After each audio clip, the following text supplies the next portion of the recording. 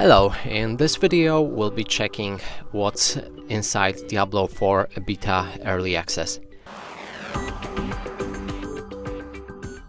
And to do this, here I am at the Diablo 4 Blizzard website. If we scroll down a bit, we can find open beta features, and here it is: be versed in a battle, harness the power of the sorcerer, rogue and a barbarian in early access. So you'll be able to play only these classes. There's druid and a necromancer missing during the beta or early access. Next thing is a discover the first zone, and that's the only zone you'll be able to play on. Battle world bosses. There'll be giant world bosses that you can fight with your friends or with public groups. And the last thing is to earn the rewards. You'll be able to reach level 20 and earn Beta Wolf pack and more when Diablo 4 launches.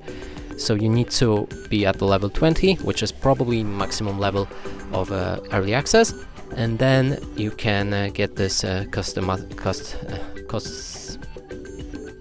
item, and that's basically it. So that's it for this video. Hope you like it. Please consider subscribing to our channel, leave a like and a comment below.